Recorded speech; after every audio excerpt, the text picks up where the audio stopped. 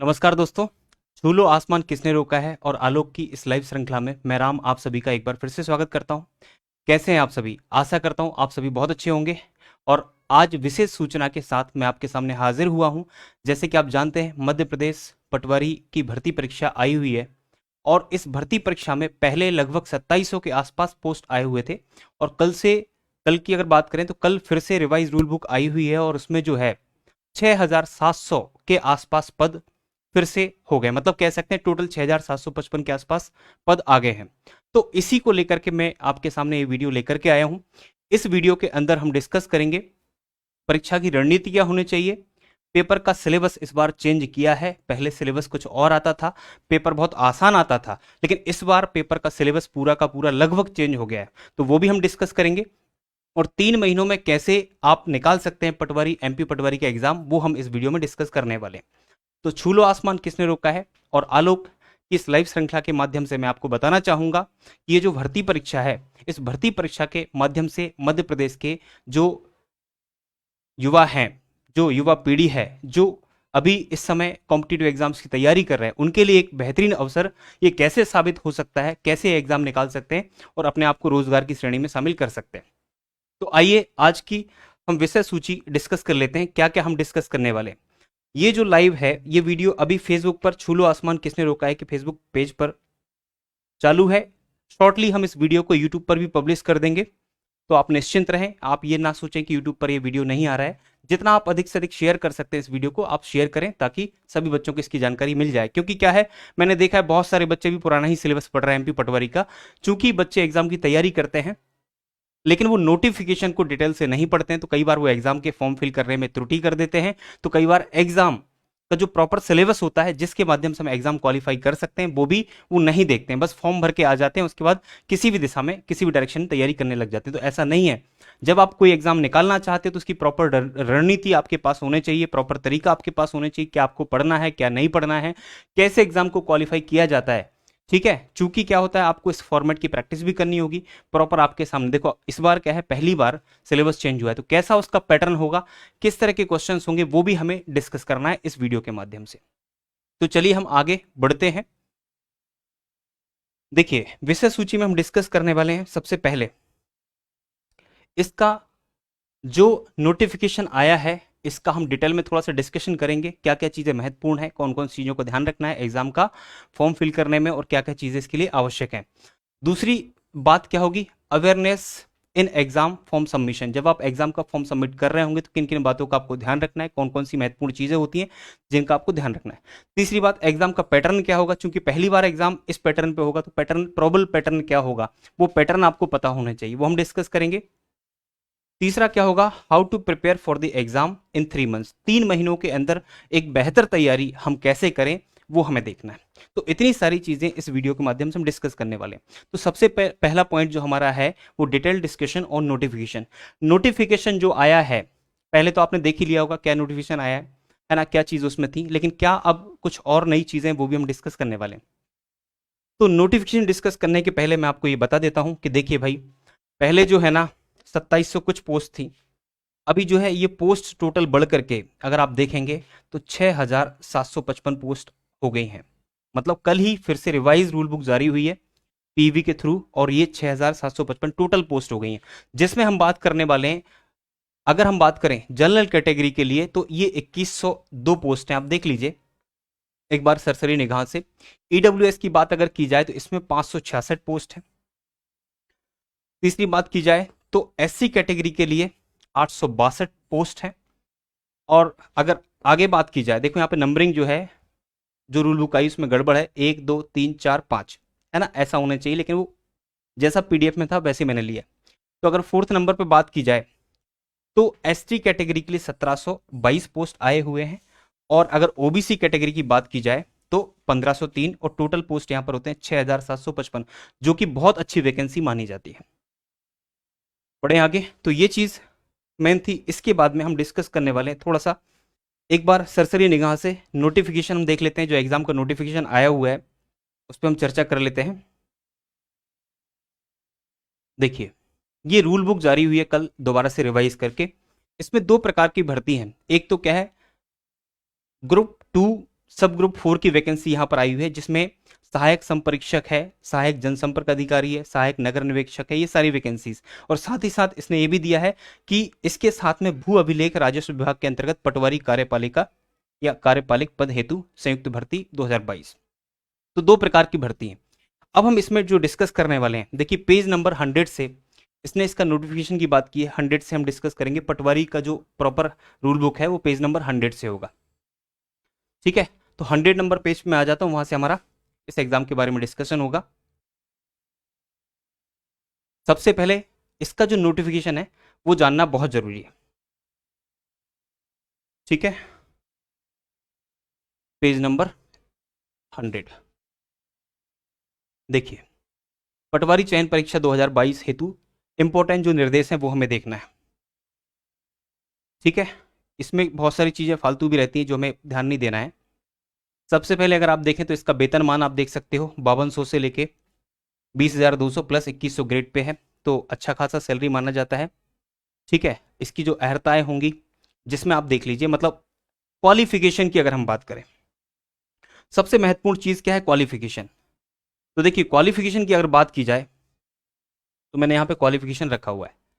इसका जो क्वालिफिकेशन होगा, किसी भी मान्यता प्राप्त विश्वविद्यालय से स्नातक की उपाधि, मतलब किसी भी सेक्शन में आपकी डिग्री होनी चाहिए, किसी भी सब्जेक्ट में आप डिग्री होल्डर होने चाहिए। डिग्री होल्डर होने के साथ ही साथ पटवारी चयन परीक्षा हेतु CPCT score card Hindi typing के साथ, मतलब हिंदी में आपकी टाइपिंग आप एक्सपर्ट होने चाहिए।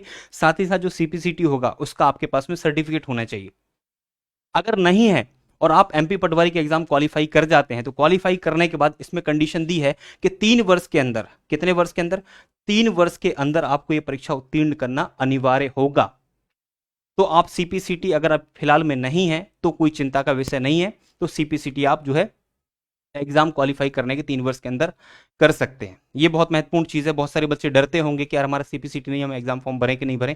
तो ये देखिए यहाँ पर लिखा हुआ है 3 साल के अंदर आप सीपीसीटी कंप्लीट कर लीजिए, कोई दिक्कत वाली बात नहीं। अभी वर्तमान में नहीं है तो भी आप फॉर्म भर सकते हैं, बस आप ग्रेजुएट होने चाहिए, मतलब डिग्री आपके पास होने चाहिए। तो ये बात होगी क्वालिफिकेशन की। अब क्वालिफिकेशन होने के बाद कुछ और भी चीजें जो हमें डिस्कस करनी है, जैसे कि अब इसमें महिलाओं को 33% का रिजर्वेशन होगा, 33 1/3% कह सकते हैं, 33% रिजर्वेशन होगा। दूसरी बात और क्या क्या चीजें हैं, तो मैं फटाफट से नोटिफिकेशन आपके सामने खिसका देता हूं। देखो यहां पर आयु सीमा की अगर बात की जाए, तो आयु सीमा की अगर हम बात करेंगे तो आयु सीमा में क्या कहा है इसने, इसने आयु सीमा में कहा है भाई इसकी जो कैलकुलेशन होगी वो क्या होगी, इसकी गणना 1 जनवरी 2023 से निर्धारित की जाएगी आयु सीमा की। और आयु सीमा के बारे में बोला क्या है इसने, तो देख लीजिए भाई, इसमें जो दिया है, देखिए यहां पर क्या लिखा हुआ है, सामान्य प्रशासन विभाग मध्य प्रदेश शासन के, ये सब पत्रवत की बारे में जानकारी दी है। और इसमें बोला देखिए 1840, 1840। अगर आप जैसे सीधी भर्ती के लिए फॉर्म भरेंगे तो यहां पर जो है 1840 है। और दूसरे जैसे अनुसूचित जाति है, जनजाति है, पिछड़ा वर्ग है, ठीक है, उनके लिए 18 से 45 वर्ष के बीच में योग्यता चाहिए। ये आपका क्या हो गया, आयु हो गया। क्या आयु होने चाहिए, तो आयु की बात हमने कर ली। और क्या इंपॉर्टेंट है इस नोटिफिकेशन में, कुछ बहुत, देखो बहुत सारी चीजें जो है अननेसेसरी होती है जो आपके काम की नहीं होंगी, और कुछ बहुत सारी जरूरी चीजें होंगी वो आपके काम की होंगी, तो वो आपको पता होने चाहिए, ठीक है। और क्या जरूरी है इसमें, देखिए फटाफट से एक बार आप देख लो तो मेन मेन चीजें हैं काम की क्या क्या है।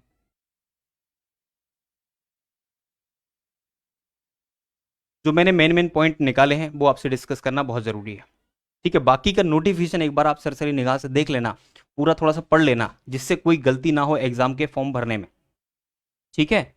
वो जरूरी है, नहीं तो कई बार फॉर्म रिजेक्ट करवा लेते हैं फॉर्म भरने के बाद। और इतने सालों के बाद 2017 में वैकेंसी आई थी, 2017 के बाद ये जो वैकेंसी आई है ये 2022 के एंड में आई है, आप ये मान लो एंड ही चल रहा है। अब यहां पर देखिए एक इसने तालिका दी हुई है ना, टोटल कितने पद है, 6755 पद है। इसका डिटेल जो यहाँ पर दिया हुआ है मैंने आपको बता ही दिया है, कौन कौन से सेक्शन में कितने पद हैं, है ना, वो जरूरी है। दूसरी बात क्या है, इसमें जिले के हिसाब से वैकेंसीज दी हुई है। आप जिस भी जिले से बिलोंग करते हैं वो देख लीजिए, और जिस जिले से आप फॉर्म भरना चाहते हैं वो इसमें देख लीजिए। जैसे कि यहाँ पर हम बात करें कि श्योपुर में इसने बोला है कुल 21 पद है, 21 पद में भी फिर कैटेगराइज है। कैटेगराइज है मतलब हम कह सकते हैं कि भाई अगर आप बात करोगे जनरल कैटेगरी में तो 7 पद हैं, ईडब्ल्यूएस में कोई पद नहीं है, ठीक है। अनुसूचित जाति में अगर देखा जाए तो 2 पद हैं, एसटी में देखा जाए तो 6 पद हैं, ओबीसी में देखा जाए तो यहाँ पर 6 पद हैं, टोटल 21 पद होते हैं। तो ये भी देखना एग्जाम का जब आप फॉर्म भर रहे होंगे तो ये देखना बहुत जरूरी है। अदरवाइज बिना सोचे समझे कहीं से ही फॉर्म भर दें, पता चला वहां पे पोस्ट ही नहीं है, बाद में आपको दिक्कत हो रही है। समझ रहे हो मेरी बात? तो ये चीज आप देख लेना कहाँ से आप किस जिले से फॉर्म डाल रहे हो। जैसे यहाँ पर बात करें मुरैना की, तो मुरैना से कितने हैं? टोटल 16 पोस्ट है। अब 16 पोस्ट में भी किस किस कैटेगरी कितनी है वो आप यहाँ पर देख लेना, है ना। जिस जिले से आप फॉर्म भर रहे हो, जैसे यहाँ पर देख लीजिए ग्वालियर में केवल एक ही पद है। अब एक ही पद है यहाँ पर और वो भी किसका है? जनरल का है। अब पता चल रहा है ओबीसी वाले कैटेगरी के या एसटी एससी कैटेगरी वाले ग्वालियर से डालते फिर रहे हैं, वहां वैकेंसी नहीं है, आप देखोगे नहीं तो दिक्कत होगी आपको, ठीक है। तो वो देखना बहुत जरूरी है, हर एक चीज का ध्यान रखना बहुत जरूरी है। तो ये सारे जिलावार आप सारी लिस्ट एक बार आप नोटिफिकेशन खोल के आप देख लेना, ठीक है। इसके साथ ही साथ और क्या जरूरी चीजें हैं, है ना। डिस्ट्रिक्ट का मैंने आपको डिस्कशन कर लिया है। अब डिस्ट्रिक्ट के बाद में अगर बात की जाए तो किसी किसी जिले में बहुत ज्यादा पद है, जैसे आप यहाँ पर देखोगे तो यहाँ पर 155 पद झाबुआ में है, पटवारी के, ठीक है। और देखिए इसमें एसटी के कितने सारे हैं? 133 पद हैं। तो ये आप देख करके भरें। जैसे 261 पद कहाँ से? धार जिले में। अब धार जिले में हम बात करें, देख लीजिए कितनी बढ़िया वैकेंसी है। जनरल में ही 84 वैकेंसी है, ठीक है। ईडब्ल्यूएस का तो नहीं है, चलो ठीक है। एससी का 14 है, एसटी का 119 है, और ओबीसी की बात करें 44 है। तो ये बहुत अच्छे पद हैं। तो ये जिलावार आप इसका एक बार अवलोकन कर लेना अच्छे से। बड़वानी की बात करी जाए, देखो बड़वानी में कितना है? 219 पद आया हुआ है। अब 219 में जनरल के पास 31 है, एससी के पास कितना है? 14 है ना। एसटी के पास कितना है? 140 है, और ओबीसी के पास कितना है? 34 है। टोटल कितना है? 219 है। अब यहाँ पर ईडब्ल्यूएस में है ही नहीं है, तो है ना, ये भी आपको ध्यान रखना होगा। तो सारा एक बार जिलेवार आप देख लेना जब भी आप फॉर्म फिल कर रहे होंगे, ठीक है। फॉर्म फिल करने के साथ ही साथ अगर देखा जाए तो डिस्ट्रिक्ट वाइज आपको एनालिसिस करना है।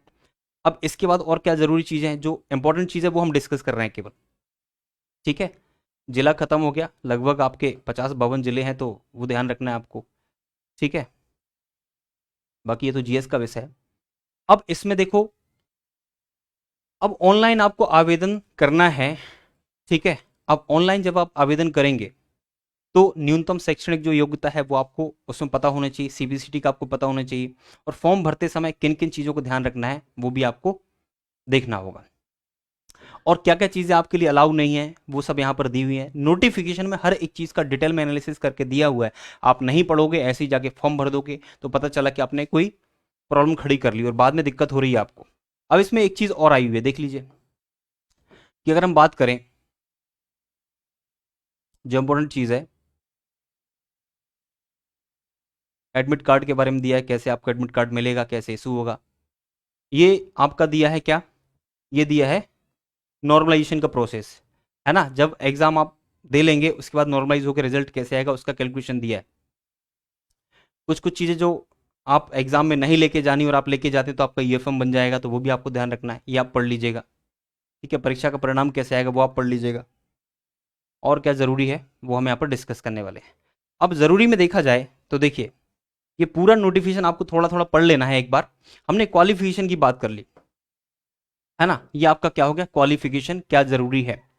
इसके बाद में आप आ जाइए, देखिए ऑनलाइन आवेदन करना है आपको तो इसकी तिथि क्या है वो हम देख लेते हैं। तो देखिए यहाँ पर दिया हुआ है ऑनलाइन आवेदन पत्र भरने की प्रारंभिक तिथि। सबसे पहले आप देखेंगे यहाँ पर कि 5/1/2023 से फॉर्म भरे जाएंगे, मतलब जनवरी के महीने से 5 तारीख से फॉर्म भरना स्टार्ट हो जाएंगे, और इसकी अंतिम तिथि क्या होगी? 19/1/2023। मतलब टोटल आपको 15 दिन का टाइम मिल रहा है, ठीक है, फॉर्म भरने का।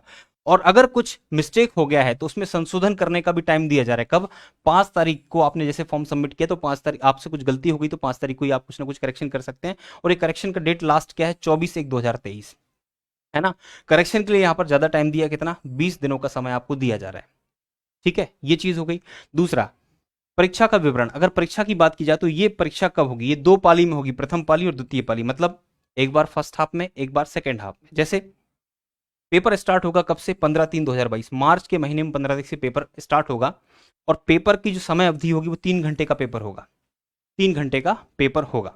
और पहली शिफ्ट जो है, प्रथम पाली जो है, 9 बजे से लेकर 12 बजे तक रहेगी। मतलब ये 9 बजे से पेपर स्टार्ट होने का समय है, मतलब एग्जाम सेंटर पे आपको लगभग 1 घंटे पहले पहुंचना है, क्योंकि और भी फॉर्मेलिटीज होती हैं, ठीक है।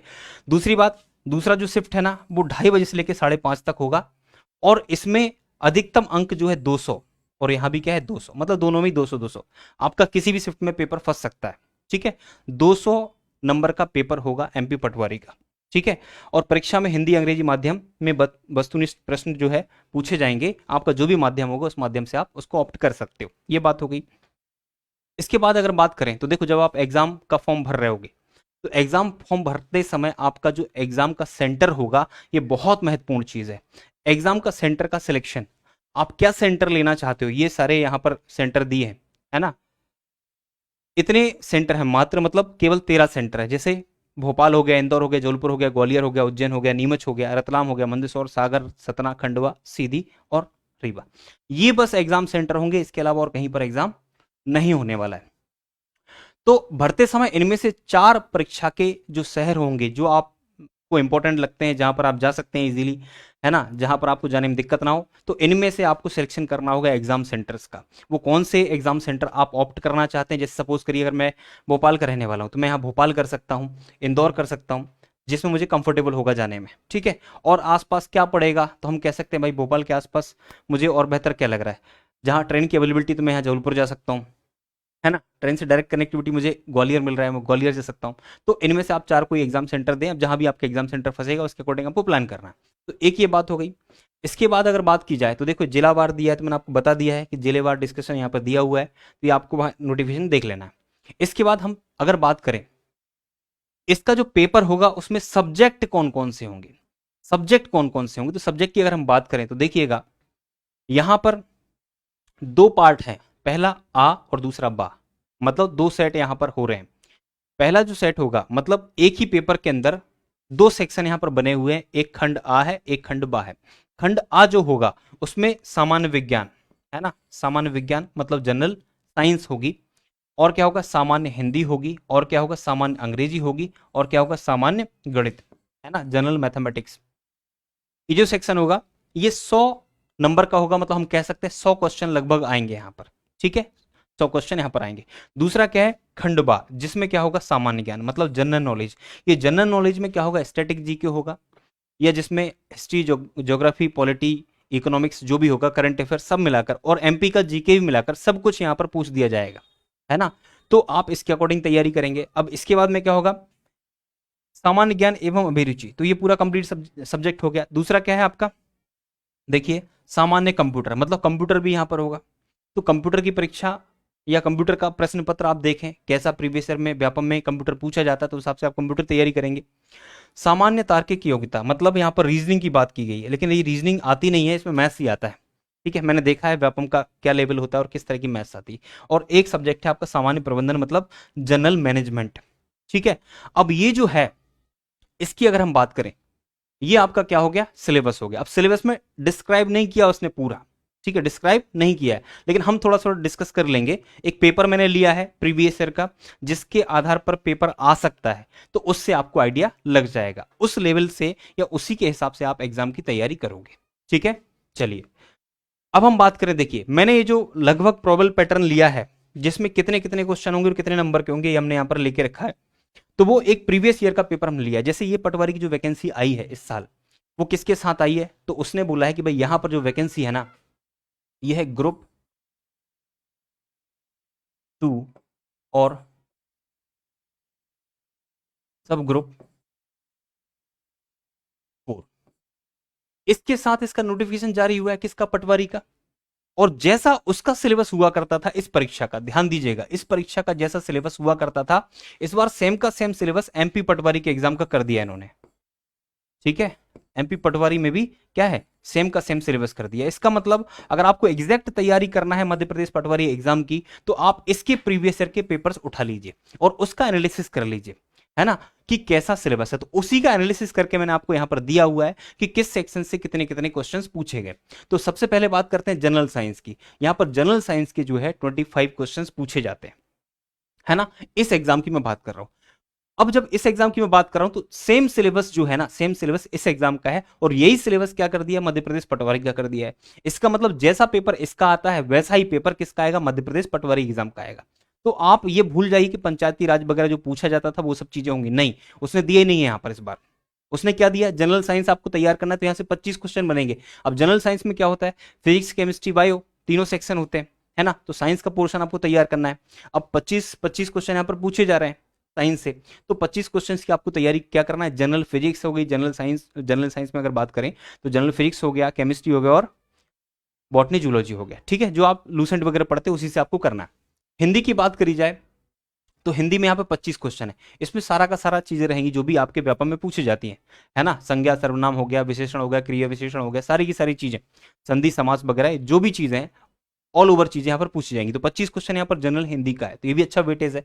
दूसरा इंग्लिश यहाँ पर बहुत महत्वपूर्ण है ना, पहले इंग्लिश नहीं आया करती थी, इस बार सोचते इंग्लिश इंग्लिश ऐड कर दिया, तो इंग्लिश में भी वो सारी चीजें होंगी, ग्रामेटिकल पोर्शन पूरा होगा जो व्यापम में मध्य प्रदेश सब इंस्पेक्टर में पूछा जाता है, ठीक है। वैसा ही यहाँ पर क्या है, यहाँ पर नाउन भी होगा, प्रोनाउन भी होगा, वर्ब भी होगा, एडजेक्टिव भी होगा, डिटर्मिनर्स होगा, ए एंड द मतलब आर्टिकल्स भी होंगे, कंजंक्शन भी होंगे, प्रीपोजिशन भी होंगे, ये सारी चीजें यहाँ पर आने वाली हैं इंग्लिश में, ठीक है। मैथमेटिक्स की बात की जाए तो भाई मेरे जो मैथमेटिक्स का वेटेज है ये बहुत बड़ा है।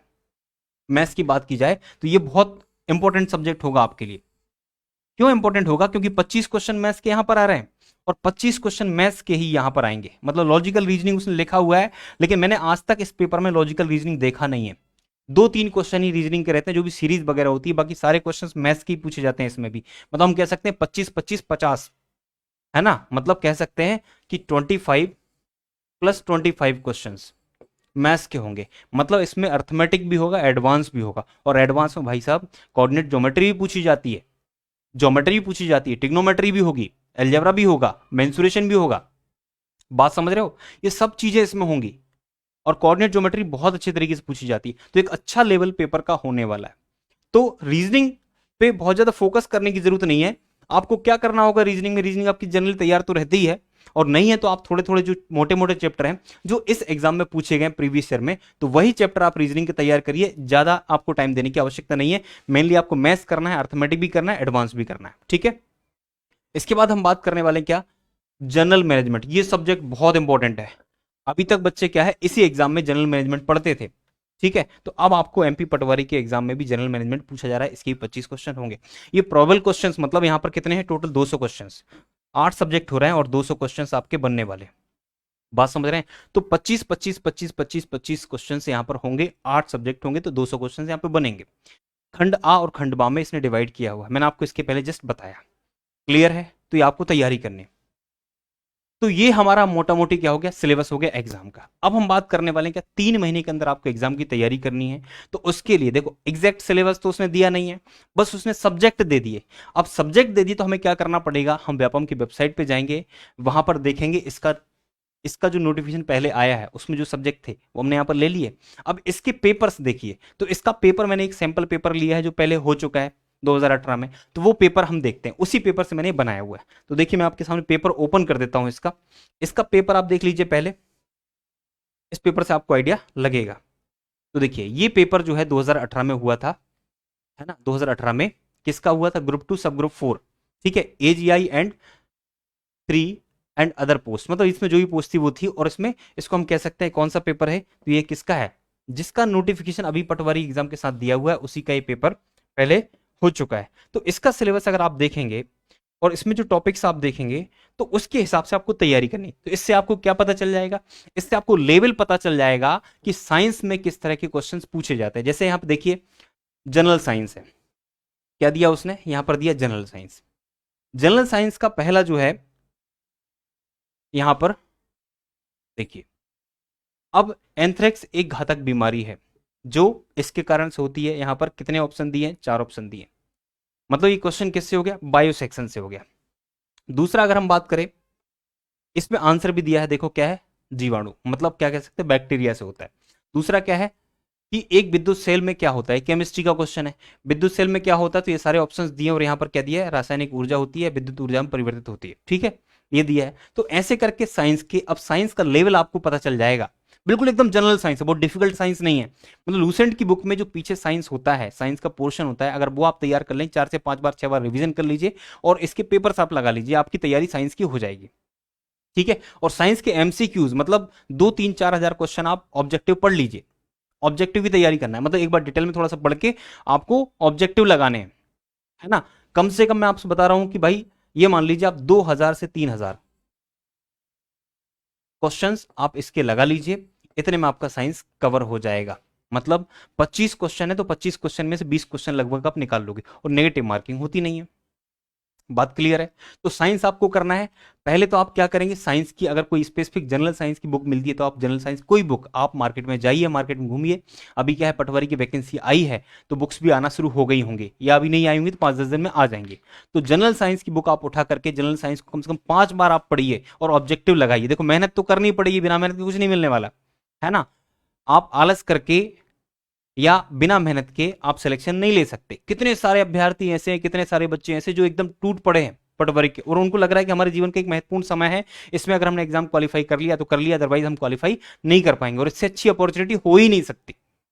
ठीक है, तो मेरा आपसे निवेदन है कि 3 महीने में अगर आपके एग्जाम की तैयारी करनी है ना, तो सबसे पहला काम पढ़ने से परहेज मत करना, लग जाना, चाहे कुछ भी हो, किसी भी कंडीशन में आप हो, मेहनत करना, अटूट मेहनत करना, क्योंकि ये जो है ये चुनौती पूर्ण समय है, इसको आपको मेहनत करके निकाल लेना है। ठीक है, और प्रैक्टिस भी करना, अभ्यास भी करना बहुत जरूरी है। ठीक है, तो मेरा क्या निवेदन है आपसे कि सबसे पहले आप साइंस की कोई बुक लें, कोई बुक लें जनरल साइंस की, उसमें फिजिक्स केमिस्ट्री बायो का सेक्शन तैयार करें। देखो एक बार में चीजें याद नहीं होंगी, बार बार करोगे तभी जाके याद होंगी।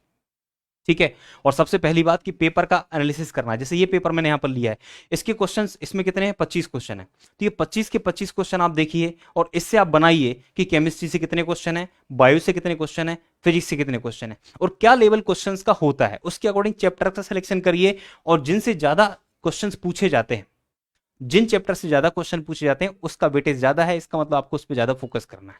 ठीक है, तो ये चीज आपको ध्यान रखनी है। ठीक है, जैसे यहां पर देखो, मानव नेत्र में लेंस एक वस्तु की छवि कहां बनाता है, फिजिक्स का क्वेश्चन है, रेटिना पर बनाता है।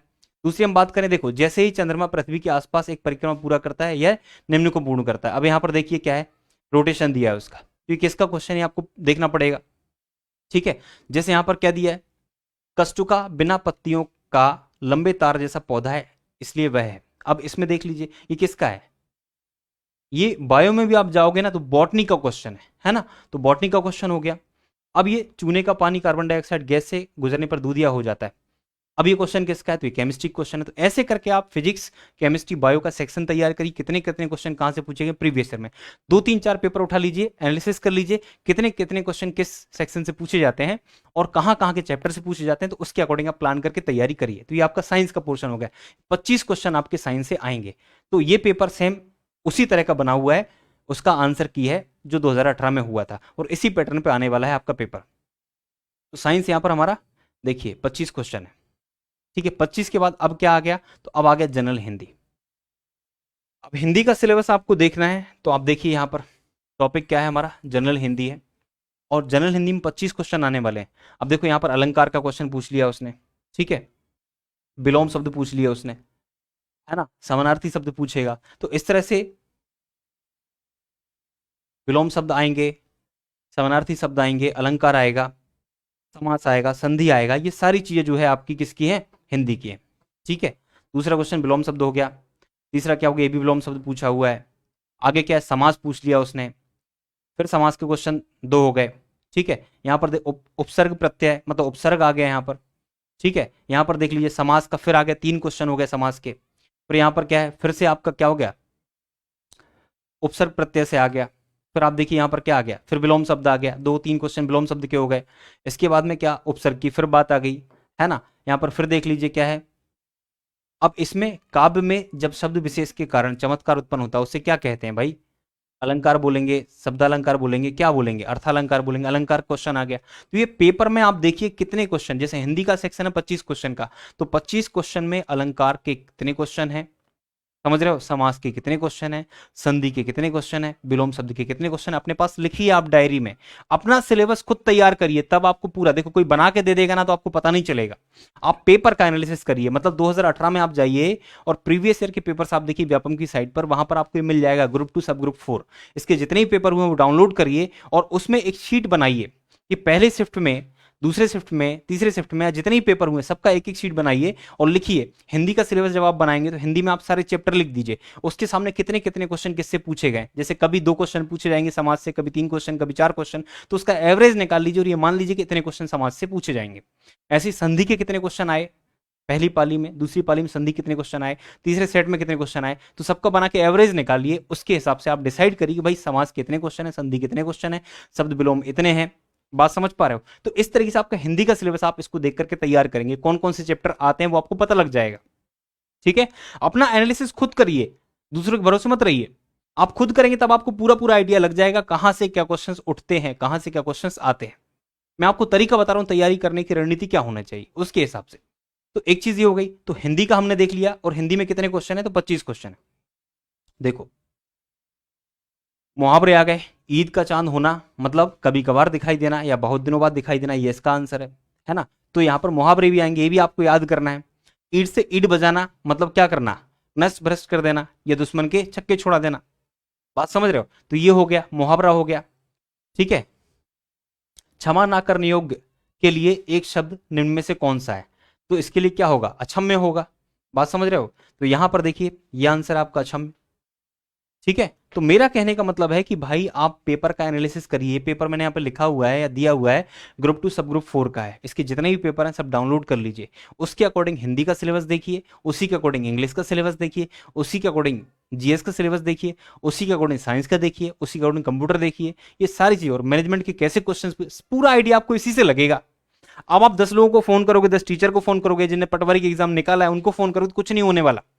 वो क्या बता पाएंगे यार, उन्होंने जब तैयारी की थी तो दूसरे पैटर्न में तैयारी की थी, उस समय दूसरी चीजें आया करती थी। अब पेपर का पैटर्न बदल गया है, तो आपको आइडिया कहां से मिलेगा, तो आइडिया यहां से मिलेगा कि इसने पूरा सिलेबस ये वाला कर दिया है जो ग्रुप 2 सब ग्रुप 4 में पूछा जाता था। तो उसी के पेपर के अकॉर्डिंग आप इसकी तैयारी अब करना स्टार्ट करेंगे। ठीक है, तो हिंदी के 25 क्वेश्चन आपके हो गए। फिर आते हैं क्या, जनरल इंग्लिश। अब जनरल इंग्लिश में आप देख लीजिए कि यहां पर अगर हम बात करें, ये सेक्शन आपका जनरल इंग्लिश का। अब देखिए यहां पर उसने जो क्वेश्चन पूछा है, देखो यहां पर देखो क्या लिखा है, कंजंक्शन। क्या लिखा है, कंजंक्शन। तो कंजंक्शन का कितने क्वेश्चन हो गए, एक क्वेश्चन यहां पर हो गया। ठीक है, आगे अगर हम बढ़े तो देखो डिटर्मिनर्स, ये लिखा हुआ है डिटर्मिनर, तो यहां से भी ये चैप्टर भी पूछा जा रहा है। ये चैप्टर लिखा आपको यहां मिल जाएगा, इसका नाम कि किस चैप्टर से क्वेश्चन पूछा जा रहा है। बात समझ पा रहे हैं? आगे आप देख लीजिए, फिर क्या है कि डिटर्मिनर्स का क्वेश्चन है जिसमें क्या होता है, मैनी, एनी, मोस्ट, फ्यू, इन सबके प्रयोग आपको सीखने पड़ते हैं। आगे हम बात करें, देख लीजिए मॉडल्स का क्वेश्चन आ गया। यहां पर क्या दिया उसने, देखिए क्या दिया है, कुड हो गया, बिलीविएबल हो गया, मे हो गया, कैन हो गया, सारे क्या है, मॉडल्स हैं। तो मॉडल का भी चैप्टर आता है, तो ये भी आपको तैयार करना है इंग्लिश में। फिर बात करें, देखो यहां पर फिर से क्या हो गया, यहां पर हो गया ए एन द, मतलब आर्टिकल से क्वेश्चन आ रहा है। तो ये जब तक देखोगे नहीं तो पता नहीं चलेगा, बस ऐसे ही आप छत को निहारते रहोगे घर में बैठ के कि हे भगवान कहां से सिलेबस हमको पता चलेगा और कैसे हम तैयारी करें। रणनीति आपको खुद बनानी पड़ेगी। भाई आपके शत्रु के बारे में आपको 100% या कंप्लीट जानकारी होना बहुत जरूरी है, कौन आपका दुश्मन है, और दुश्मन की कमजोरी पे आपको अटैक करना है। तो जब अटैक आप करना चाहोगे और प्रॉपर अटैक नहीं करोगे तो वो आपके ऊपर हावी हो जाएगा और आपकी क्षति पूर्ति नहीं हो पाएगी, फिर आप हार जाएंगे उससे। अगर आपको उसको हराना है तो उसके हर एक सेगमेंट का एनालिसिस करिए कि कहां कहां से क्या क्या चीजें या क्या क्या हथियार वो लेके आता है, उसके मुकाबले बेहतरीन हथियारों से हम उसका सामना करें। तो ये एनालिसिस आपको खुद को करना है। पेपर को आप देखिए, चीजों को उठाइए, नहीं तो आपका कल्याण कभी नहीं हो पाएगा जीवन में। आप हमेशा दूसरे के भरोसे चले हो और दूसरों के भरोसे ही चलते रहोगे।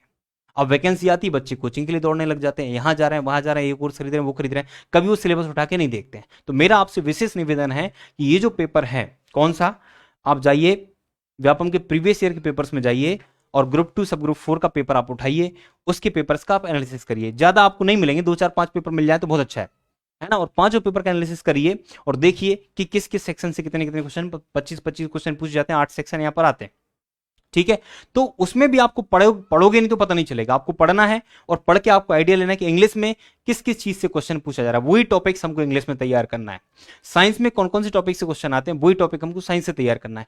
हिंदी में कौन कौन से टॉपिक से क्वेश्चन आता है, वही टॉपिक्स हमको हिंदी में तैयार करना है। मैथ्स में कहां कहां से क्वेश्चन आते हैं, वही टॉपिक्स हमको मैथ्स में तैयार करना है। तो ये पेपर देखोगे भाई मेरे, तब जाके आपको पता चलेगा कि वो कौन कौन से टॉपिक्स हैं जो आपको हर एक सब्जेक्ट में तैयार करना है। बहुत मेहनत करनी पड़ेगी भाई, है ना। अपने आप को यहां वहां एंगेज करना बंद कर दो, जो आपका टारगेट है उस पर आप जो है बिल्कुल एकदम लग जाओ, यही समय है ना। अदरवाइज कुछ नहीं हो पाएगा आपका। ठीक है, तो ये हमारा क्या हो गया, हम अभी देख रहे थे इंग्लिश का पैटर्न। ठीक है, इंग्लिश का जो पेपर है, देखिए फिर से यहां पर आर्टिकल पूछा हुआ है। ठीक है, फिर यहां पर क्या हो गया, ये प्रीपोजिशन से क्वेश्चन पूछा है, तो प्रीपोजिशन चैप्टर आपको तैयार करना है। ठीक है, फिर से यहां पर प्रीपोजिशन के क्वेश्चन आया हुआ है।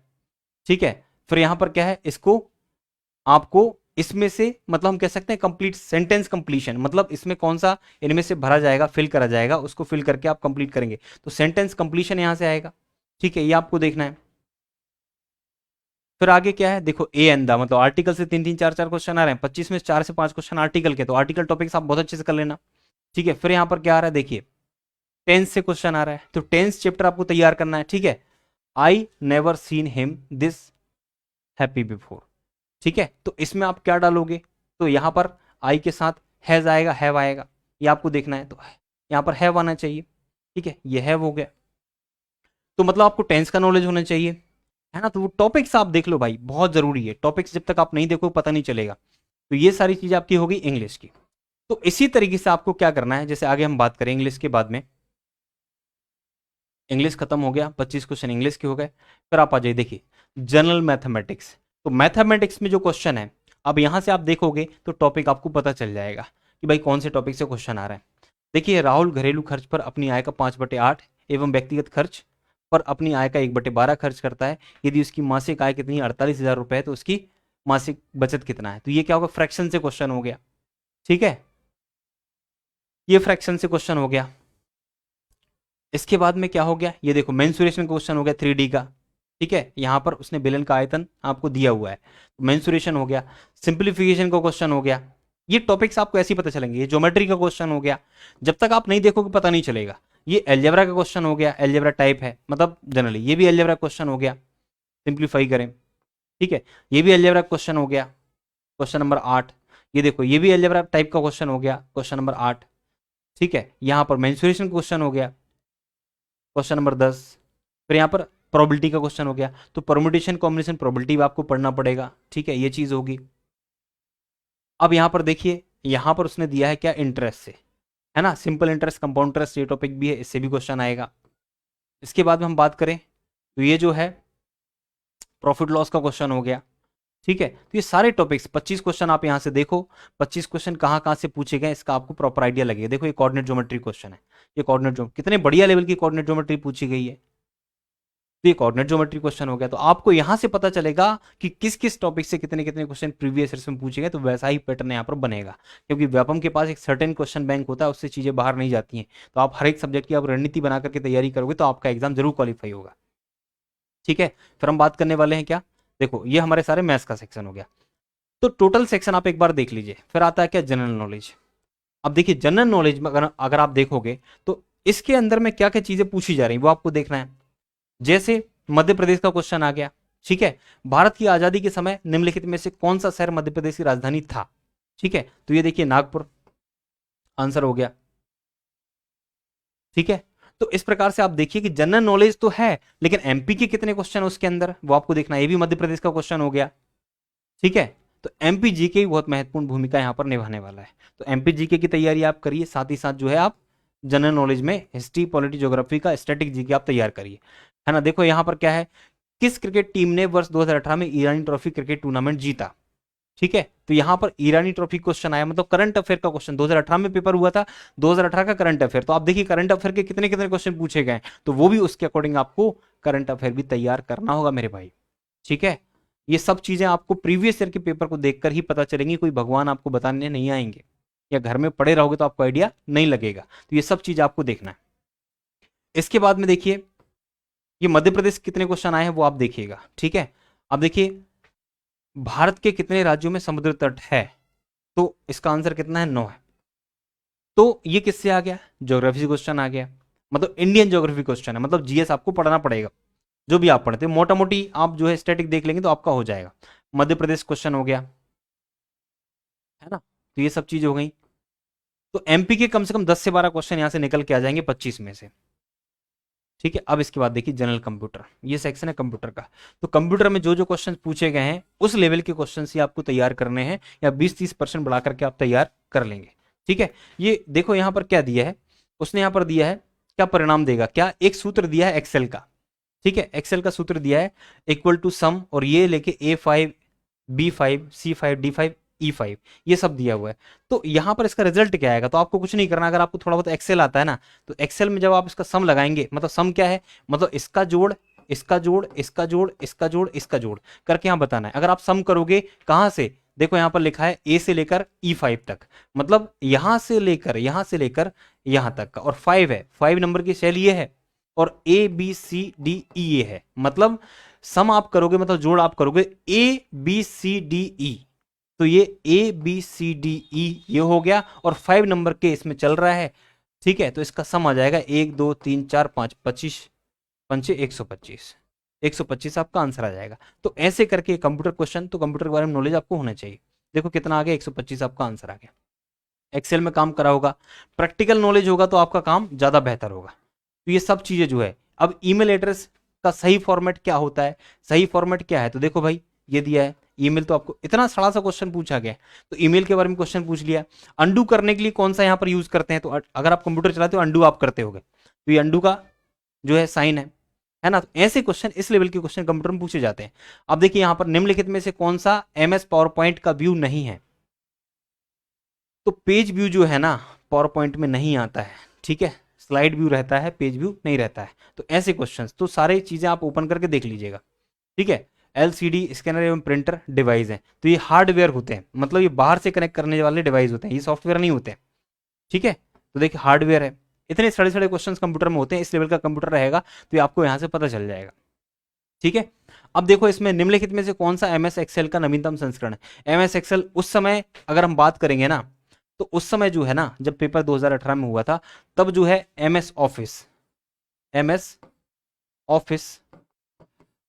2016 तक ही आया था, है ना। तो लेटेस्ट उस समय क्या था, 2016 था। अब तो भाई 2022 भी आ गया है, 2023 एडिशन भी आ गया है, तो ये सब चीजें आपको पता होने चाहिए। कंप्यूटर में ऐसे ही सड़े सड़े क्वेश्चन आएंगे, ठीक है।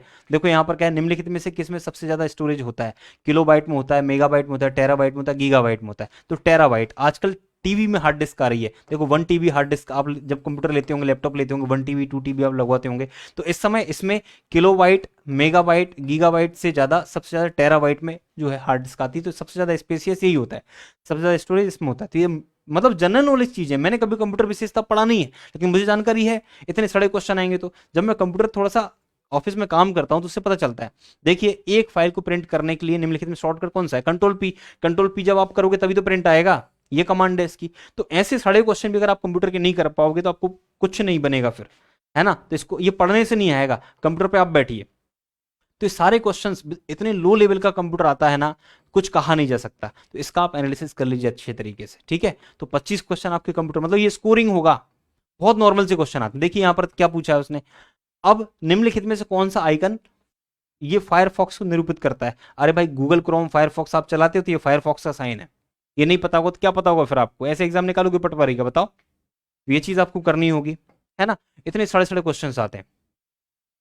ये आपका हो गया, कितने क्वेश्चन हो गए यहाँ पर भाई, ये होगा आपके 25 क्वेश्चन। फिर आता है क्या टॉपिक, टॉपिक है आपका क्या यहाँ पर, लॉजिकल रीजनिंग। ये देखिए लॉजिकल रीजनिंग, ये लॉजिकल रीजनिंग में नाम है रीजनिंग का, लेकिन अधिकतम क्वेश्चन इसमें मैथ्स के ही पूछे जाते हैं, इसलिए मैं आपसे बोल रहा हूँ कि मैथ्स में बहुत सारे क्वेश्चन होंगे। देखिए रीजनिंग का क्वेश्चन है, लेकिन क्या है ये मिक्सचर एलिगेशन में पढ़ते हैं हम लोग, है ना, परसेंटेज में पढ़ते हैं।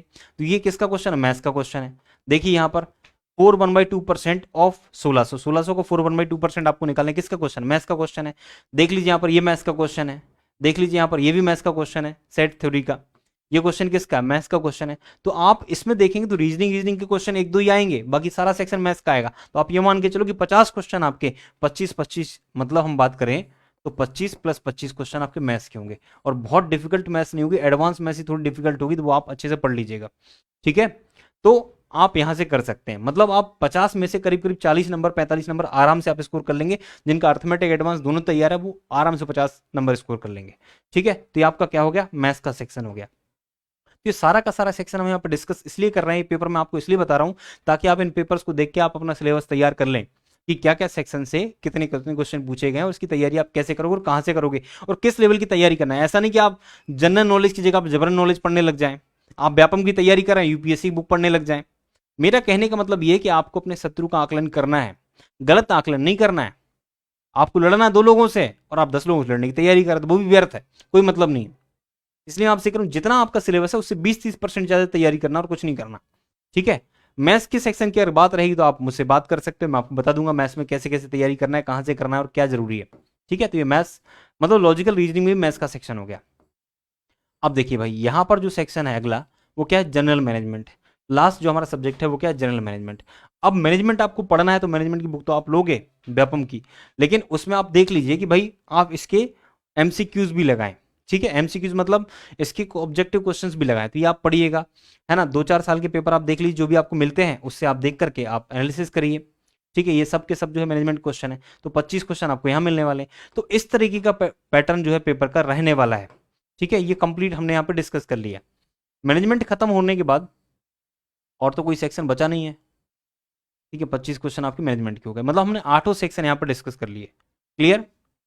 तो ये जो महत्वपूर्ण चीजें थी वो हम आज यहाँ पर डिस्कस कर रहे थे। तो मैंने आपको बताया कि ये सेक्शन जो है, चूंकि नोटिफिकेशन उसने जो दिया है ग्रुप 2 सब ग्रुप 4 के साथ दिया है, और जैसा ग्रुप 2 सब ग्रुप 4 का सिलेबस है वैसा ही उसने पटवारी का बोला है, तो जितने क्वेश्चन उसके प्रीवियस ईयर में पूछे गए ग्रुप 2 सब ग्रुप 4 के, तो मोस्ट प्रोबेबल 100% यही चांस है कि 25 क्वेश्चन हर एक सेगमेंट से आपसे पूछने वाला है।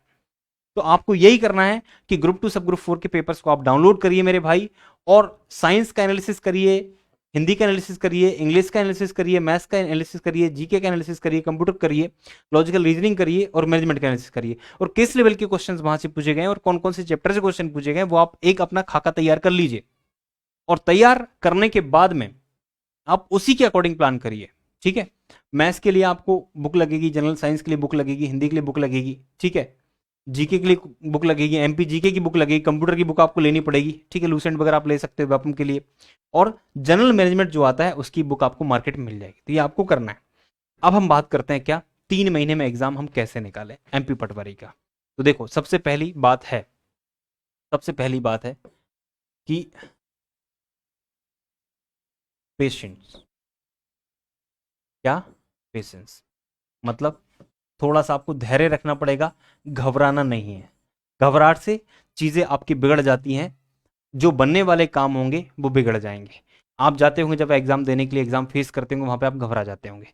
तो आपको घबराना नहीं है, धीरज रखना है। अब धीरज रखेंगे तो सबसे पहली बात हमें क्या करना है, जो एग्जाम का फॉर्मेट होगा, जैसा एग्जाम का फॉर्मेट होगा उसी फॉर्मेट में हमें एग्जाम की प्रैक्टिस करना, ताकि वहां पर एग्जाम में जाकर के हमको हड़बड़ाहट ना हो, हमको पैटर्न थोड़ा सा लगना लगे, हम उसके आदी हो पहले से।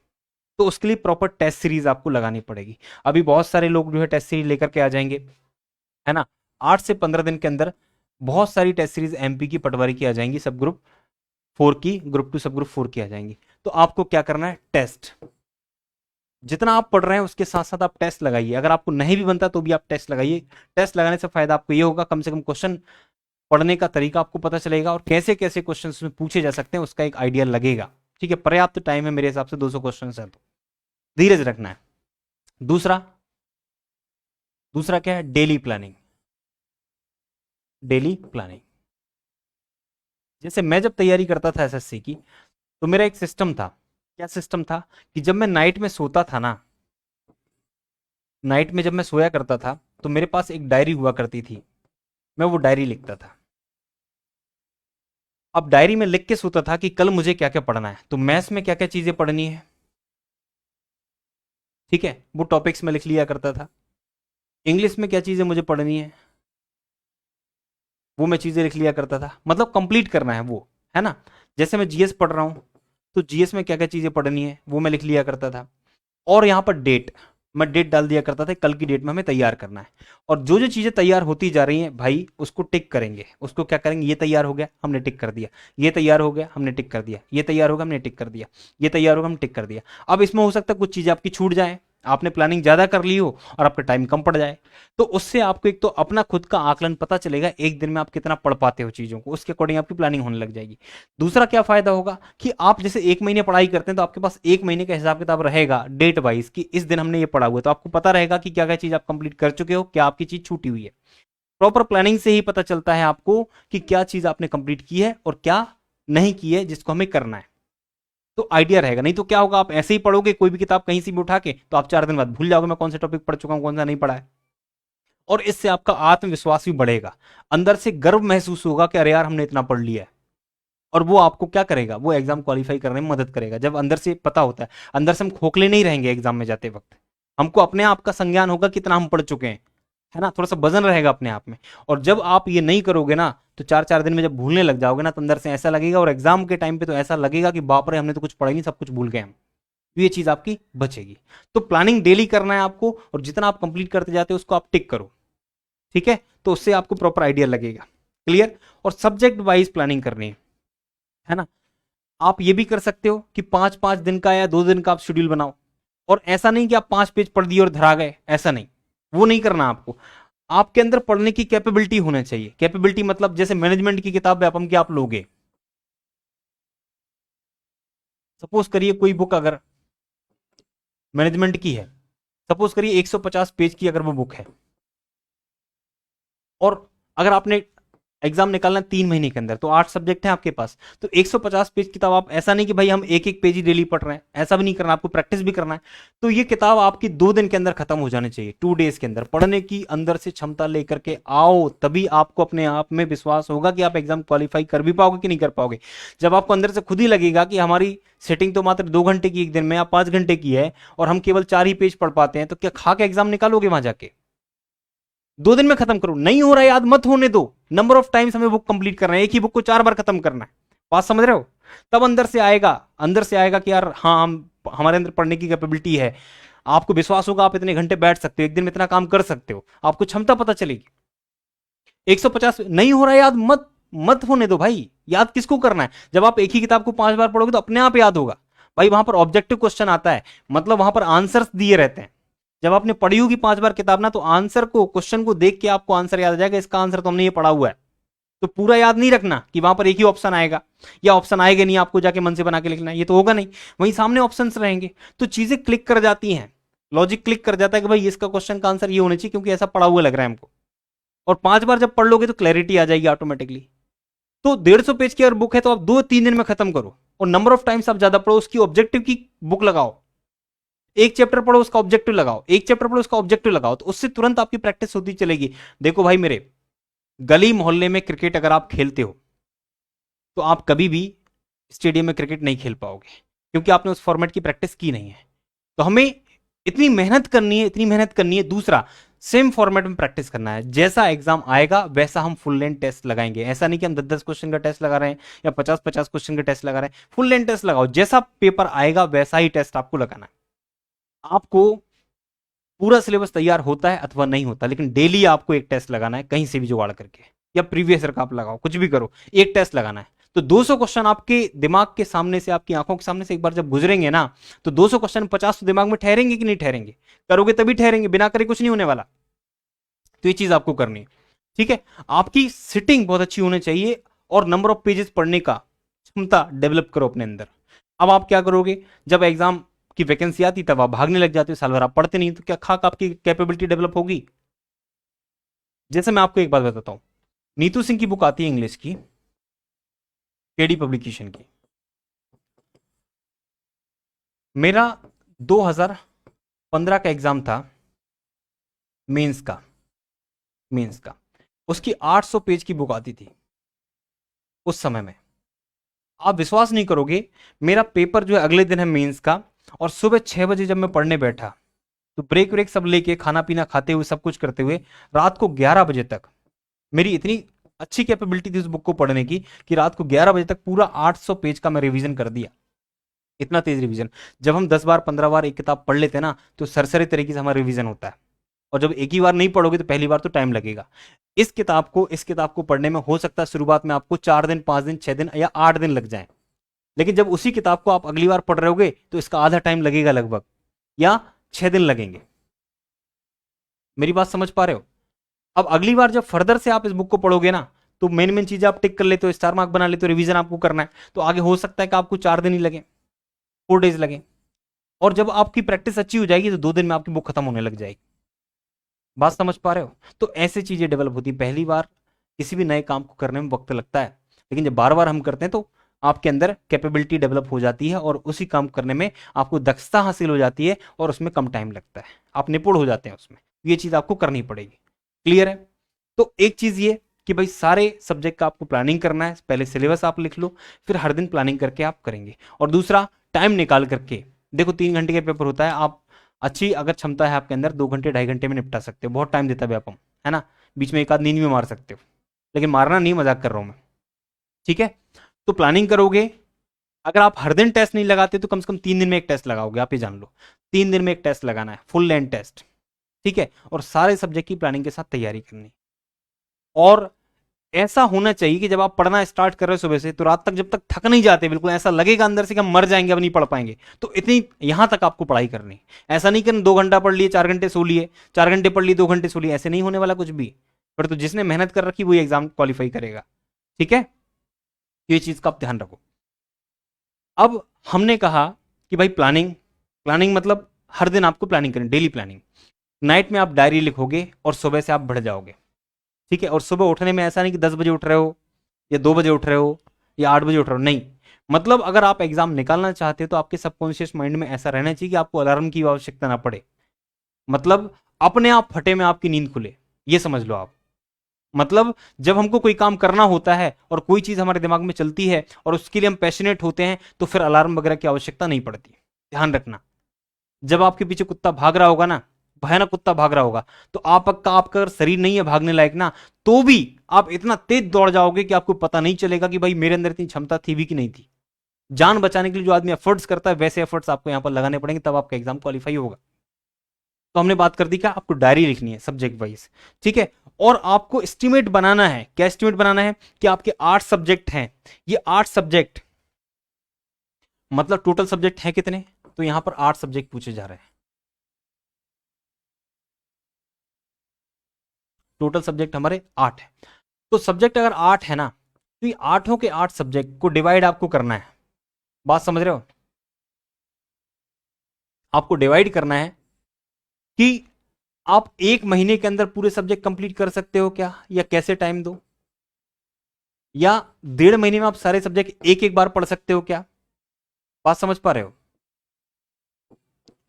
मतलब आपको 1 से 1.5 महीने के अंदर ही सारे सब्जेक्ट कंप्लीट करना है, कहीं से भी कंप्लीट करो। मतलब कम से कम आपको यह मान लीजिए कि एग्जाम तक 3 रिवीजन चाहिए,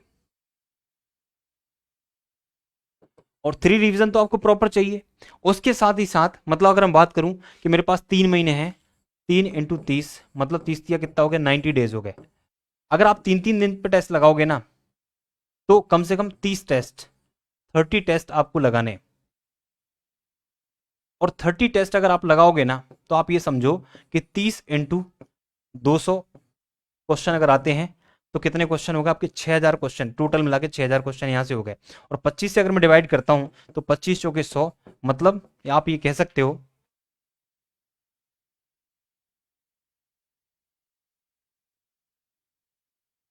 अगर हम बात करते हैं 25 25 क्वेश्चन एक सेक्शन से आ रहे हैं, तो यहां से मैंने काट दिया 240, ठीक है। ये बन रहा है कितना, 240 के आसपास। मतलब हम कह सकते हैं कि टोटल आप देख लीजिए,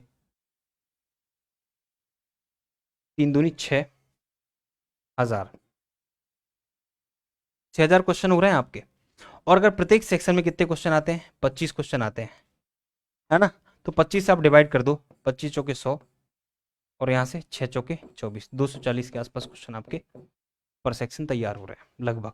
तो आपको ये चीज करना है, ठीक है।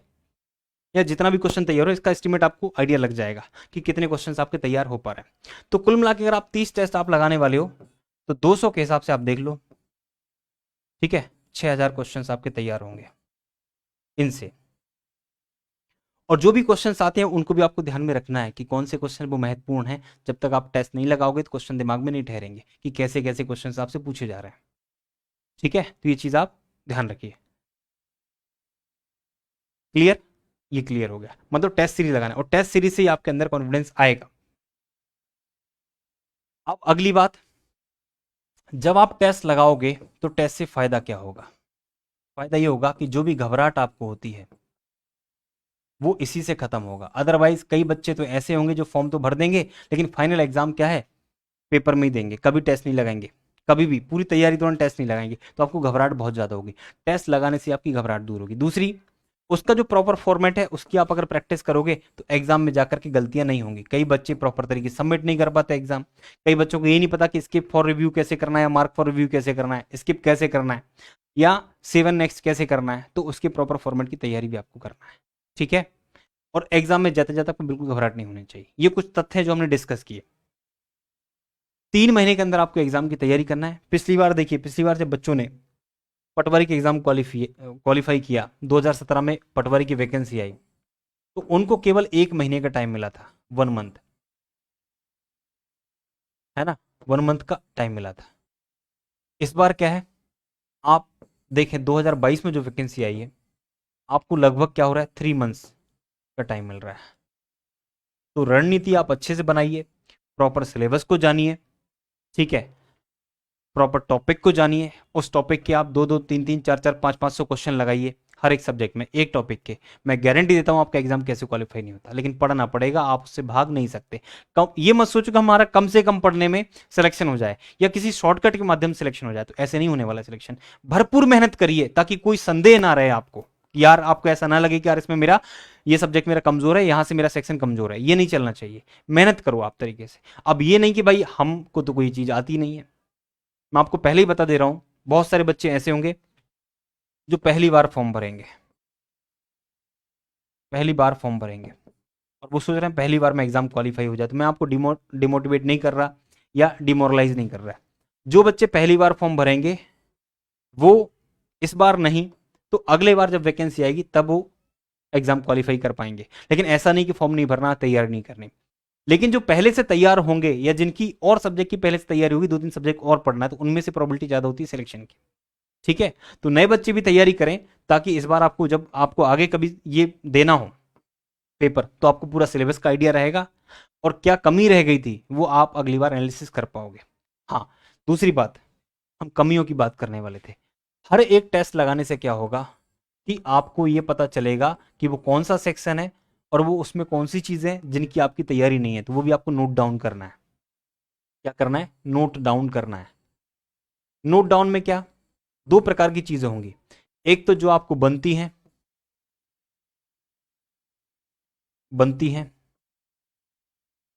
ठीक है, उनको आप नोट डाउन भले ही ना करें।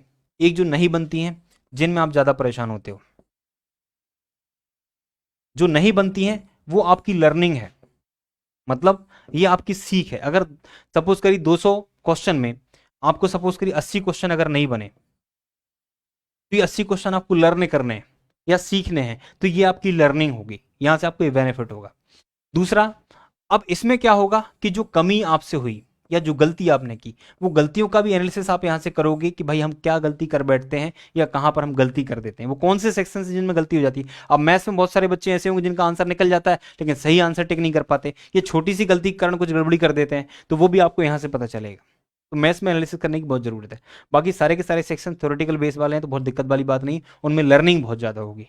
तो हर एक टेस्ट में सपोज करिए आपको 80 क्वेश्चन बने तो 120 क्वेश्चन आपको नए मिल रहे हैं जिनके बारे में आपने कभी नहीं पढ़ा था, तो 120 क्वेश्चन आप यहां से सीखोगे। तो ये चीज ध्यान रखना, टेस्ट से ये फायदा होता है और प्रॉपर फॉर्मेट में प्रैक्टिस होती है। तो ये कुछ चीजें थी मध्य प्रदेश पटवारी एग्जाम को लेकर के, ठीक है, हमने यहां पर डिस्कस किया। आपको कोई भी अगर समस्या लगती है तो सबसे पहले तो मैं आपको थैंक यू लिख देता हूं। आज का हमारा मोटा मोटी डिस्कशन हुआ। और कोई भी आपको समस्या लगती है, कोई भी आपको परेशानी होती है, आप अगर तैयारी करना चाहते हैं या कर रहे हैं, तो अगर कुछ उसके बारे में आपको पूछना है या कोई समस्या होती तो आप मेरे को, मेरा नंबर जो है 41 पे आप व्हाट्सएप कर सकते हैं, ठीक है। और कुछ भी अगर चीज छूट गई तो इसके बारे में डिस्कशन कर लेंगे। तो मेरे प्यारे दोस्तों, छूलो आसमान किसने रोका है और आलोक के इस लाइव श्रृंखला में हमने आपको बहुत सारी चीजें पटवारी एग्जाम के बारे में बताई। और अगर आपको लगता है कुछ और भी चीज आपको पूछना है तो आप इस नंबर के माध्यम से मेरे से पूछ सकते हो। तो आज का जो वीडियो है अगर आपको पसंद आया तो अपने दोस्तों को आप जरूर शेयर करिएगा ताकि उनको इसके रिगार्डिंग मदद मिल पाए। एक और चीज मैं आपको बता देना चाहता हूं, नोटिफिकेशन में आप पढ़िएगा कि उसमें जहां फॉर्म आप सबमिट करोगे तो वहां पर एक बात का विशेष ख्याल रखिए। बहुत सारे बच्चे क्या करते हैं कि जब वो फॉर्म सबमिट करेंगे तो फोटो जो आप लेंगे उसका बैकग्राउंड जो व्हाइट होना चाहिए, उसमें लिखा हुआ है साफ तौर पे, मैंने बताया नहीं लेकिन मैंने पढ़ा हुआ है, व्हाइट होना चाहिए। अगर आपको चश्मा लगा है तो आपकी फोटो चश्मे में होना चाहिए और चश्मे का जो बैकग्राउंड है वो डार्क नहीं होगा, ठीक है, डार्क नहीं होगा, ट्रांसपेरेंट होना चाहिए। और जहां पर आप फोटो लगाओगे उसके नीचे आपका साइन क्लियर होना चाहिए। हिंदी में तो हिंदी में, इंग्लिश में तो इंग्लिश में, लेकिन प्रॉपर होने चाहिए, धुंधला नहीं होना चाहिए, फोटो भी धुंधला नहीं होना चाहिए। मेरी बात समझ पा रहे हो? तो ये कुछ चीजें हैं जो आप उसमें पढ़ोगे तभी आपको पता चलेगा, अदरवाइज आप कैसे भी चलेगा उठकर, कैसे ही फॉर्म भर दिया, पता चल रहा है कि उसको रिसाइज प्रॉपर नहीं किया, फोटो को धुंधला आ गया, आपने आपने फॉर्म तो भर दिया, बाद में पता चला आपका फॉर्म रिजेक्ट हो गया। तो ये सब चीजें बहुत होती हैं। तो फॉर्म किन किन कारणों से रिजेक्ट होता है वो भी आपको पता होना चाहिए, और कोई अनुभवी व्यक्ति जिसने पहले कभी फॉर्म भरा है उससे पूछकर ही फॉर्म भरें, और नोटिफिकेशन को आप अच्छे से पढ़ लें। बहुत सारे नए बच्चे होते हैं जो कभी पढ़ते नहीं उसको, बस इससे पूछा उससे पूछा, फॉर्म जाके एमपी ऑनलाइन भर दिया। एमपी ऑनलाइन वाले कोई मतलब नहीं होता, बस पैसे से मतलब होता है, वो आपको फॉर्म भर देगा, रिजेक्ट हो रहा है नहीं हो रहा है, आप एग्जाम में बैठ पा रहे हो नहीं बैठ पा रहे हो, उसको कोई फर्क नहीं पड़ता। इसलिए सावधानी पूर्वक फॉर्म भरिए। मेरे साथ ऐसे बहुत सारे बच्चे हैं जिन्होंने पहले कभी एग्जाम दिया है, और किन्हीं कारणों से एमपी ऑनलाइन गलती हो या उनकी खुद की गलती हो, मैं उनकी खुद की गलती मानूंगा, क्योंकि वो खुद सावधानी नहीं बरतते फॉर्म भरने में और दूसरे पे दोस्त का आरोपण कर देते हैं। तो सावधानी आपको खुद भी भरना है, ध्यान से भरिए, एक दिन रुक के भरिए, लेकिन अच्छे से प्रॉपर तरीके से फॉर्म सबमिट करिए ताकि कोई गलती ना हो और आपको एग्जाम देने का, एग्जाम में बैठने की चांस जरूर प्राप्त हो। ठीक है? तो आज का ये वीडियो अगर आपको पसंद आया तो अपने दोस्तों को शेयर करें। आज के लिए हम यहीं पर विराम देंगे, और आगे अगर कोई आपको आवश्यकता पड़ती है आप मुझे इस नंबर पे संपर्क कर सकते हैं व्हाट्सएप के माध्यम से। ठीक है? तो चलिए, thank you so much, bye bye, take care, नमस्कार।